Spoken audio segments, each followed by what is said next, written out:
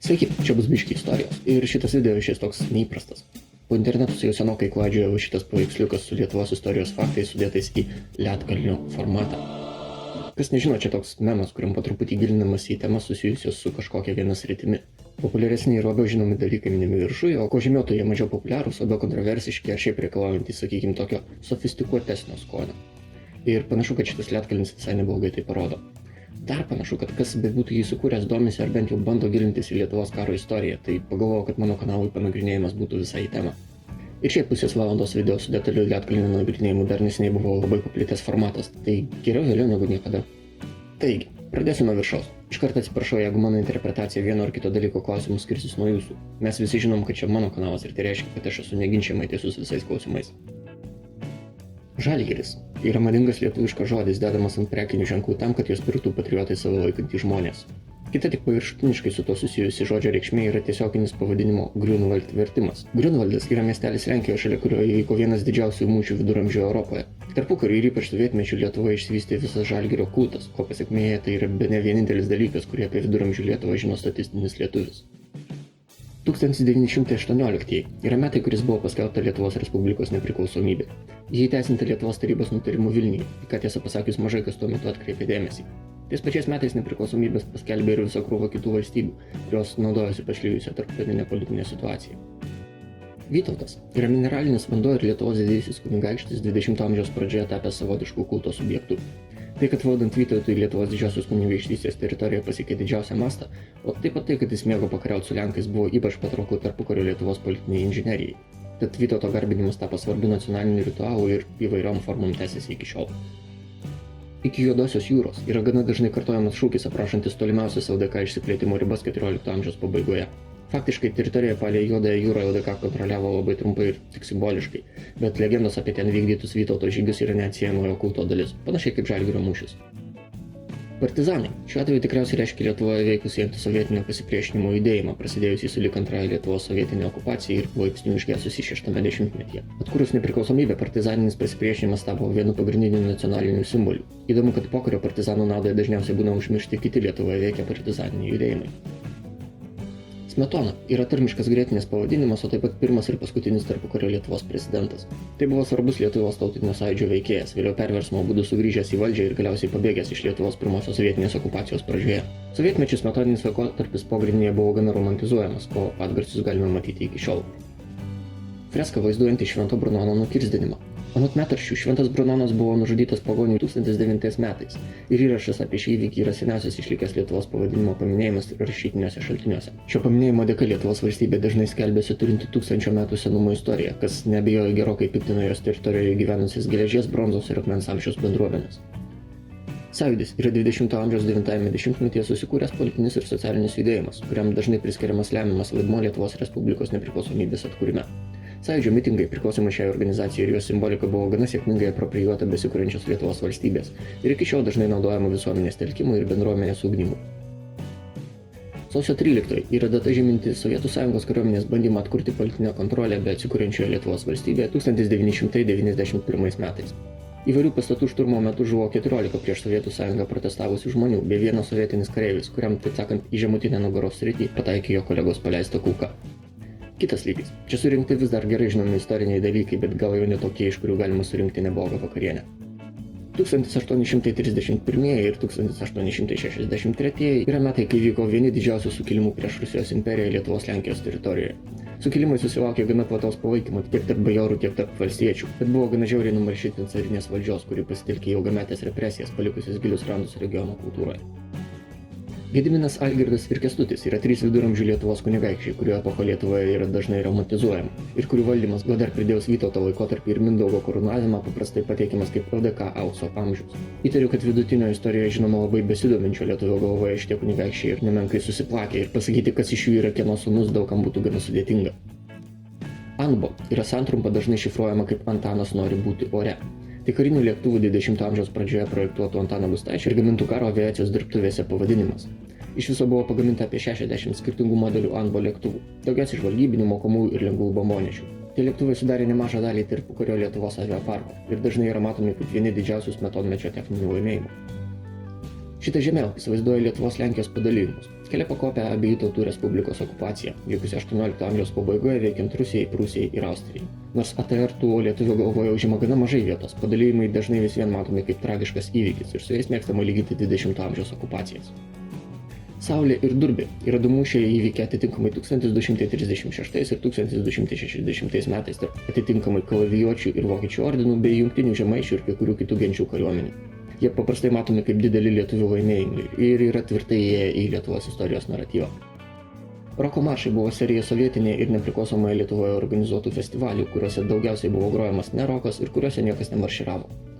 1987, 8 ir 9 metų maršai dažniausiai matomi kaip tam tikra protesto forma ir smarkiai prisideda prie Lietuvos nepriklausomybės atkūrimo kaip dainuojančios revoliucijos stereotipo. Paneriai yra Vilniaus priemiestis, kuriame Antrojo pasaulinio karo metu buvo įkurta žmonių naikinimo stovykla.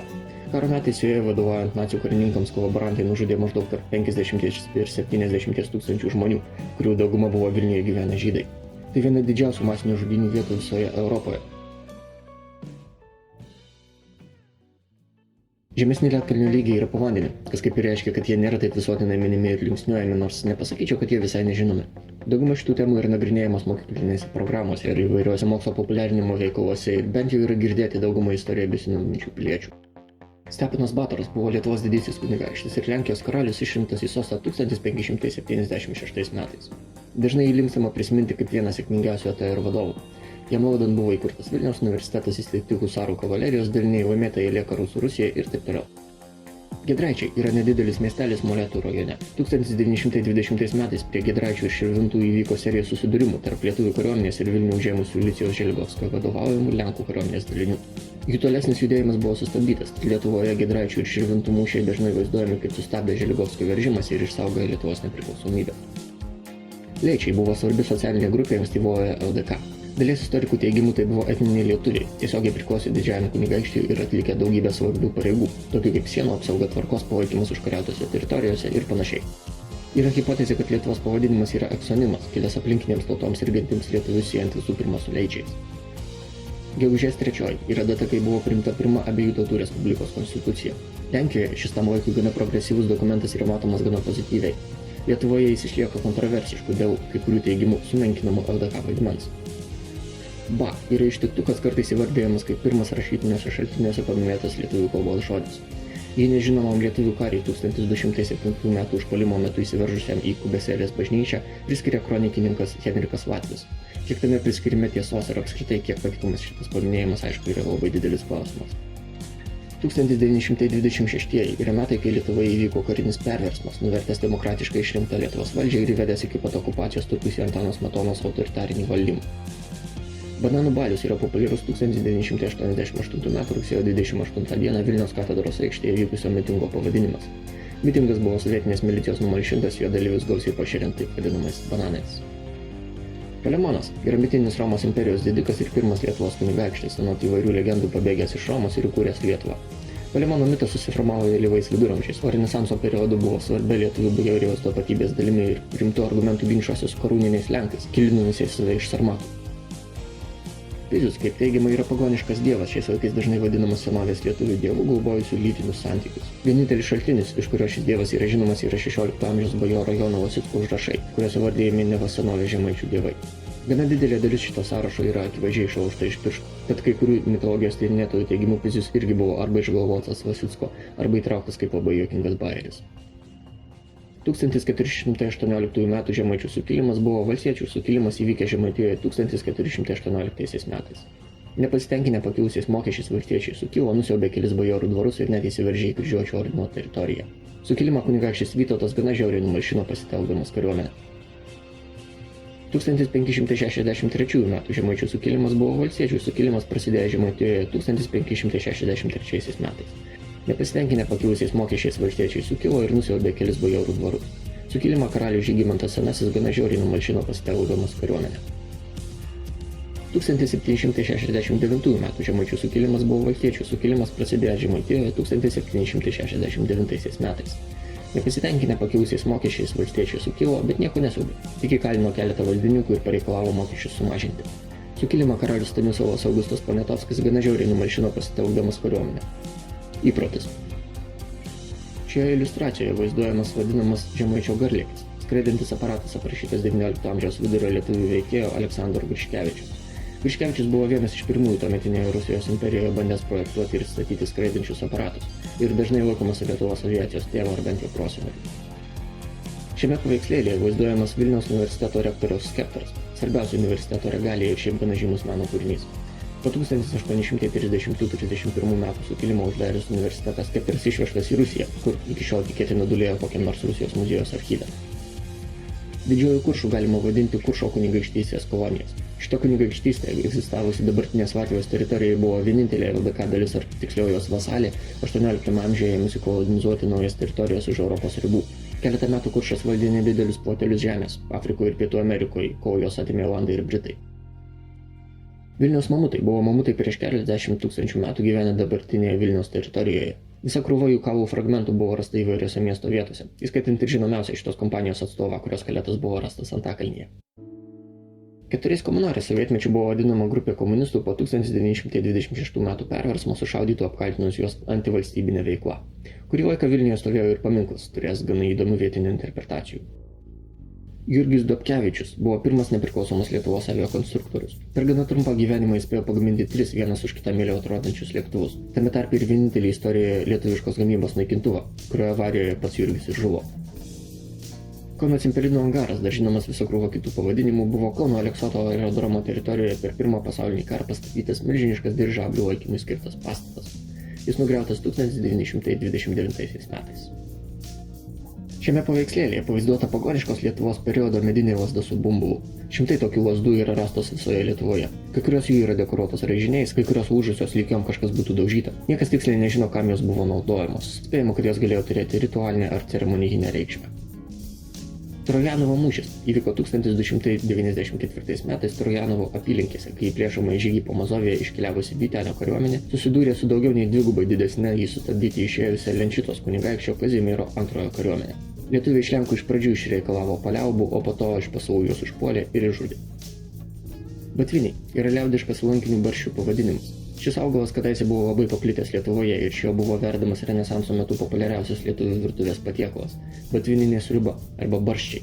Tuo metu tai buvo stereotipinis lietuviškas patiekalas, dar labiau nei dabar cepelinai, ir daug kas lietuvius pašiepiamai vadindavo batvininkais. Šiame paveikslėlyje vaizduojamas Bražuolės tiltas, kur 1994 m. lapkričio 6 d. įvyko Bražuolės diversija. Jos metu nežinoma asmenys susprogdino tiltą prieš patiem važiuojant keliems keleiviniams traukiniams. Laimei vietiniai gyventojai sprogimą pastebėjo ir spėjo traukinius sustabdyti. Jeigu ne tai diversija galėjo baigtis 100 žmonių žūtimi.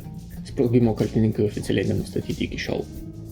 Pone Milasis yra Karolio Stanislovo Radvilos II, LDK ginklininkų ATR Seimo pirmininko ir Baro konfederacijos generalinio maršalkos pravardė. Karolis Stanislovas buvo vienas svarbiausių ATR nuosmukio ir padalijimo periodo veikėjų, pagarsėjęs patriotiškumu, švaistūniškumu ir švelniai tariant ekscentrišku elgesiu. Česlovas Gedgaudas buvo svarbus tarpukario Lietuvos diplomatas ir šiuolaikinės lietuviškos pseudo istorijos pradininkas. Jo knygoje Mūsų praeities beieškant yra neginčiojamai įrodoma, kad visos pasaulio tautos yra kilusios iš lietuvių, kurie antikos laikais sukūrė nepaprastai didelę ir technologiškai pažangę pasaulinę imperiją. Knyga beje visai neblogai susiskaito kaip avangardinis stiliumi rašytas fantastinis romanas. Desperato arba Nevilties eskadronas buvo 1830–31 metų sukilimo lietuvių kavalerijos dalinys, veikęs carinės armijos užnugaryje ir užsiiminėjęs trikdomąją veiklą bei panikos kėlimu. Įspūdingiausias dalinio atributas aišku yra jo uniforma, o šiaip truputį liūdna, kad apie tą blindą yra susukta visa krūva filmų apie šitos vyrukus nei vieno. Antanas Varnelis yra pirmasis nepriklausomos Lietuvos istorijoje serijinis žudikas. 1994 metais jis nužudė 6 žmonės ir sunkiai sužeidė dar 3. Tais pačiais metais buvo pagautas ir nuteistas, bei tapo vienu iš paskutinių Lietuvoje mirties bausmės recipientų. Įdomus jam buvo metai. Liepos 12 sutartis arba Lietuvos tarybų Rusijos taikos sutartis buvo tarp Lietuvos ir bolševikų pasirašyta sutartis, kuria bolševikai pripažino Lietuvos nepriklausomybę, mainais įleidimą per jos teritoriją judėti sovietų kariuomeniai. Iš vienos pusės tai buvo pirmas Lietuvos nepriklausomybės pripažinimas. Iš kitos sutartis leido sovietams tęsti puolimą prieš Lenkiją, ko pasiekoje Lietuvoje realiai atliko tą patį vaidmenį, kurį 2022 m. Rusijos invazijoje į Ukrainą atliko Baltarusija.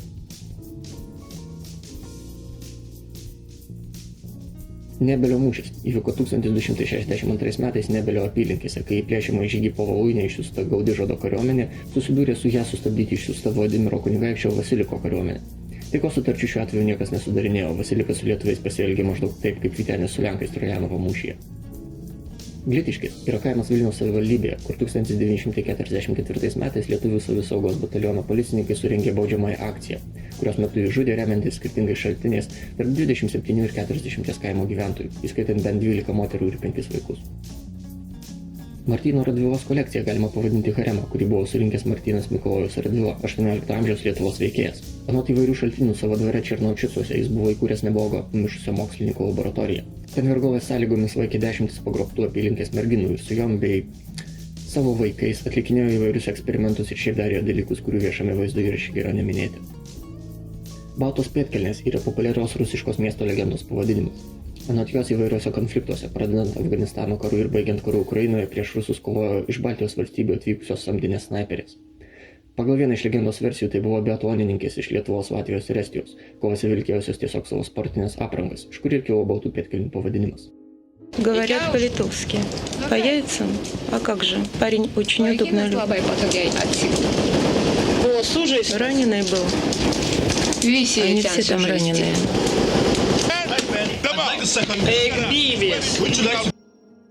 Ir čia mes nerėm į visišką Lietkalnio gilumą. Apie daugumą čia subinėtų dalykų nėra labai lengvai prieinamos informacijos, ją tenka krapštyti iš visokiose duombazėse nubuvusių mokslinių publikacijų ar šiaip apie tai mažokai šnekančių istorikų. Pabandom. Desiukiškių kalavijas yra Ukmergės rajone rastas kalavijas datuojamas 12-13 amžiumi. Žymiausias lietuvių kalavijų tyrinėtojas Vytautas Kazakevičius kartu su keliais kitais kalavijais išskiria atskirą tik baltų kraštams būdingą tipą, kurį vadina Desiukiškių tipu. Remdamiesi Kazakevičiumi, kai kurie istorikai daro prielaidą, kad šitą tipą galima laikyti savotišku lietuvių nacionaliniu ginklu. Pavyzdžiui, dėl to jis vaizduojamas šiuolaikiniame herbe, o jo reprodukcijas naudoja Lietuvos kariuomenės garbės sargybos kuopa. Tiesa, dauguma istorikų šiais laikais Kazakevičiaus klasifikacija šiek tiek abejoja. Tokių kalavijų buvo rasta ir visoje centrinėje Europoje, nors yra tikimybė, kad jie išties kažkiek susiję su Lietuva. Kad nors labai norėčiau apie šitą istoriją padaryti ir atskirą video. Plastiker Plan Vilna arba plastinis Vilniaus planas yra vieno prie 2500 mastelio Vilniaus miesto maketas 1942 metais gamintas nacių vadovybės užsakymu kaip dovana Vilniaus miesto komisarui Kristijanui Hingstui. Maketą gamino grupė žydų specialistų iš Vilniaus geto, dauguma kurių buvo sušaudyti vos tik darbas buvo baigtas. Makete buvo didžiuliu tikslumu atvaizduota kiekviena miesto bakužėlė, kas daro jį neįtikėtinai įdomiu ir svarbiu objektu. O jo sukūrimo istorija irgi laisvai verta filmo. Deja, iki mūsų dienų išliko tik 4 iš 40 plano plokščių. Čia vaizduojama žaliai raudona vėliava buvo viena iš ankstyvųjų Lietuvos vėliavos versijų. Ją 1917 metais pasiūlė Antanas Žmuidzinavičius ir tokia vėliava kabėjo rugsėjo 18-22 dienos lietuvių konferencijoje. Parinktos spalvos lyg ir turėjo atspindėti tautinių drabužių motyvus. Pasak kai kurių šaltinių vėliava susilaukė kritikos, kadangi pernelyg atspindėjo vidutinio lietuvio psichologinę būseną. Tai yra buvo labai niūri. Atsirado du pasiūlymai, kaip ją praskaidrinti. Latvijos pavyzdžiui pridedant siaurą geltonos spalvos juostelę per vidurį, kas leistų ją atitikti tarptautinės heraldikos normas. Ir kitas variantas, kuriame ant heraldikos normų buvo švelniai tariant nusispjauta. Mindaugo zuikiai, taip galima pavadinti gana savotišką santykį, kurį Lietuvos karalius Mindaugas turėjo su šiais gyvūnais. Į patijos metraštyje yra trumpas pasažas apie dievus, kurias garbino Mindaugas. Cituoju. Aukoj, visų pirma Nunadėviui ir Televeliui, ir Diviriksui, zuikių dievui ir Medeinai. Jei vykstant į medžioklę išbėgdavo į lauką zuikis, į mišką nežengdavo ir nedrįsdavo jame nei rykštės nulaužti. Faktas gal ir juokingas, bet šitą metraštį įprasta laikyti gana patikimu ir jame yra daug visokių reikšmingų pastebėjimų apie lietuvių mitologiją. Ką konkrečiai tas zuikių dievas reiškia, yra didelis klausimas. Kai kurie tyrinėtojai laiko tai perrašinėjimo klaida, kiti bandymų Mindaugo apšmeižti. Kiti sako, kad zuikis galėjo būti kokio nors kito dievo epitetas, tokius turėjo keltai ir senovės graikai. Fragmentai yra specifinės 18 amžiaus abiejų tautų respublikoje naudotos krepšelio formos kardų gardos. Pasak amžininkų Lenkų istoriko Jeržio Kitovičiaus, tokias gardas išrado lietuviai. Sprendžiant iš istorinių paminėjimų ir išlikusių egzempliorių, jos išties galėjo būti šiek tiek labiau paplitusios Lietuvoje, nors faktas, kad jos išrado lietuviai, yra gana abejotinas. Šiaip tokių gardų atsiradimas atspindi bendrą europinę madą ir kombinuoja vakarų Europos ginklų elementus su tipiniais lenkiškais husariškais kardais, kas šiaip yra gana įdomu. Ir taip, apie jos video aš kad nors būtinai padarysiu, nes tema yra nepaprastai įdomi. Gervėčių susitarimai. Taip neformaliai galima pavadinti taisyklės, dėl kurių sutarė lietuvių ir baltarusių mokslininkai po keleto konferencijų vykusių 1992 metais Gervėčiuose, netoli Lietuvos sienos. Konferencijose buvo bandoma nuspręsti, ką daryti su Lietuvos didžiosios kunigaikštystės paveldu, kurį savo laikė dvi ką tik atsigūrusios valstybės – Lietuva ir Baltarusija. Kadangi nei viena pusė to paveldo paleisti nenorėjo, buvo nutarta, kad jis bendras ir Lietuva LDK nuo šiol bus vadinama Lietuvių Baltarusių, o Baltarusių Lietuvių valstybė. Gana įdomu, kad Baltarusija šitų susitarimų dar kurį laiką laikėsi, o lietuviai apie juos pamiršo vos tik išėję iš konferencijos. Šitoje nuotraukoje galima matyti ilgametį Lietuvos televizijos laidų vedėją žurnalistą ir autorių Algimantą Čekuolį, kuriam užklijuota sovietinės kariuomenės kepurė. Galima spėti, kad čia daroma aliuzija į Čekuolio sąsają su Sovietų Sąjungos saugumu. Gana plačiai sklando gandas, kad Čekuolis priklausė KGB ir turint omenyje tuometinės realijas, gandas atrodo gana pagrįstas. Pats Čekuolis pripažino, kad su KGB kartais bendradarbiavo, bet priklausymas yra sudėtingesnis klausimas. Kai kas yra linkę teigti, kad tai tiesa, kai kas atvirkščiai. Bijau, kad kuo daugiau apie tai kalbėsiu, tuo labiau piktinsiu abi šios diskusijos pusės, tai tiesiog einam toliau. Iliukstės operacija. Čia greičiausiai turime omenyje keli susidūrimai nepriklausomybės kovų laikotarpį vykę tarp lietuvių ir latvių kariuomenių prie Iliukstės, dabartinės Latvijos teritorijoje. Tose kovose lietuvių ir latvių kariuomenės daugiausiai bendradarbiavo ir net vykdė jungtinės operacijas, bet Iliukstės atveju šiek tiek kitoks. Po bolševikų kariuomenės atsitraukimo miestelį užėmė lietuviai ir nepaisant to, kad jo gyventojai save laikė latviais, buvo protestantais ir šiaip šnekėjo latviškai, vietiniai lietuvių karininkai nusprendė šiek tiek paželigovskinti ir padaryti jį Lietuvos teritoriją. Situacija baigėsi tuo, kad latvių kariuomenė miestelį šturmavo, lietuvius iš jo išmušė ir abi šalys draugiškai apsimeta, kad ten nieko neįvyko. Užubalių vaiko skeletas yra maždaug 16 amžiuje gyvenusio maždaug 3 metų vaiko palaikai rasti Užubalių kabinyne. Užuot tiesiog pasakojęs, kad aš geriau pacituosiu palaikų aprašymą parengtą archeologės Justinos Kozakaitės. Vaiko skelete fiksuotos 3 gijimo stadijos. Visiškai sugiję lūžiai buvo fiksuoti kairiojo alkūnkaulio ir dešiniojo žastikaulio distaliniuose trečdaliuose. Keli lūžiai buvo gijimo stadijoje. Tokie sužalojimai, galėję atsirasti 1 ar 2 savaitės prieš vaiko mirtį, buvo registruoti kairiojo raktikaulio vidurio diafizėje, dešinės pusės 3-ame, galimai 4-ame ir 10-ame šonkaulyje, kairės pusės 5-ame 6-ame šonkaulyje, dešinėjame dubens kaulo klubakaulyje, dešinės mentės išorinėme krašte ir abiejų menčių pietinėse dalyse. Kairysis raktikaulis lūžo centrinėje dalyje ir išsiskyrė vizualiai aiškiai matomų netvarkingai besiformuojančių masyvių įstrižinių randų. Šonkaulių krūtinkaulinės dalys buvo lūžusios skersiniu kampu. Daliniai bėgijantys lūžiai pažeidė dešinįjį klubakaulį ir tos pačios pusės mentės kaulą. Aplink lūžio vietas buvo susiformavęs storas sluoksnis naujo kaulinio audinio. Toks pat austinis kaulas buvo išplitęs ir toliau nuo lūžio vietos. Neatmetama galimybė, kad tai gali būti kraujosruvos žymės, išplitusios lūžio momentu arba atsiradusios iki lūžio vaiką stipriai mušant. Papildomai abiejų menčių atlūžusiuose pietinėse ataugose matomas tas pats išplitęs austinis kaulas. Perimortalinis spiralinis lūžis fiksuotas dešiniajame šlaunikaulyje. Svarbu įvertinti ir naujo kaulinio audinio formavimąsi ant abiejų raktikaulių, menčių, žastikaulių, alkūnkaulių, kairiojo stipinkaulio ir apatinio žandikaulio. Panašus pokyčiai registruoti kaukolės vidinėje dalyje ir būdingi meningitui arba smurto aukai. Teismo medicinos literatūroje tokie kaukolės požymiai vadinami sukrėsto kūdikio sindromu. Tai smegenų trauma, kurią patiria kratomas kūdikis arba naujagimis. Papildomai buvo fiksuoti nespecifiniai streso indikatoriai, pavyzdžiui, nežymi emalio hipoplazija ant nuolatinio iltinio danties nurodo galimą stresą, kurį vaikas patyrė apie 6 mėnesį. O antrasis streso periodas buvo apie 1,5 metus. Panašus streso požymiai buvo matomi ir harisolinijų forma. Visi ilgieji kaulai turėjo mažiausiai 6 kaulinio audinio sutankėjimus. Visi aprašyti požymiai nurodo liūdną ir trumpą 2-4 metų vaiko gyvenimo istoriją, pažymėtą nuolatinio smurto. Šioje nuotraukoje matomi 13 amžiaus antros pusės kamantai rasti Vilniuje, Valdovų rūmų teritorijoje. Jos graužia žmogus panašus į Lietuvos prezidentą Algirdą Mykolą Brazauską. Čia galima įžvelgti su kamantų radimu susijusią istoriją. Nors gana gerai išsilaikė, šitas objektas buvo pažeistas, tai yra išvarstas dešiniojo kamanto vidurys. Nežinau, kiek tame tiesos, bet nuo tarp istorikų sklandančių pasakojimo, tas pažeidimas atsirado neistoriškai, o statant Valdovų rūmus. Politiniai vadovybei nuolat skubinant projektą nebuvo atliekami derami archeologiniai tyrimai. Vienoje vietoje į žemę buvo sukaltas statybinis elementas ir jau vėliau atliekant tyrimus būtent sukalimo vietoje aptiktas 13 amžiaus šulinys su jį sumestu tikrų lobių. Įvairiais viduramžių juvelyrikos odos medžio dirbiniais, įskaitant ir štai šitus kamantus. Nemaža dalis šių dirbinių statybos metu buvo nukentėję ar net visiškai sunaikinti. Linkaičių šoviniai Ispanijoje. Čia turbūt spekuliatyviausia tema visam video. Istorija maždaug tokia. Kiek žinau, bent keletą kartų kasinėdami Ispanijos pilietinio karo laikų apkasus, archeologai aptiko šovinių ir sviedinių pažymėtų tokiu keistu ženklu, arba su keisto štai tokios kalbos įrašais ant dėžučių. Šita amunicija buvo gaminta Lietuvoje, Linkaičių dirbtuvėse, kurios aprūpino tarpukario Lietuvos kariuomenę šaudmenimis. Bet oficialiai Lietuva tuo metu amunicijos ar ginklų neeksportavo ir praktiškai jokių įrašų, kad jie būtų teikiami į užsienį, nėra, o jo labiau kažkuria iš pusių Ispanijos pilietiniam kare, kuriuo atžvilgiu Lietuva laikėsi neutralumo. Kalbėjau su keliais istorikais ir girdėjau 2 versijas, kad čia galėjo atsitikti.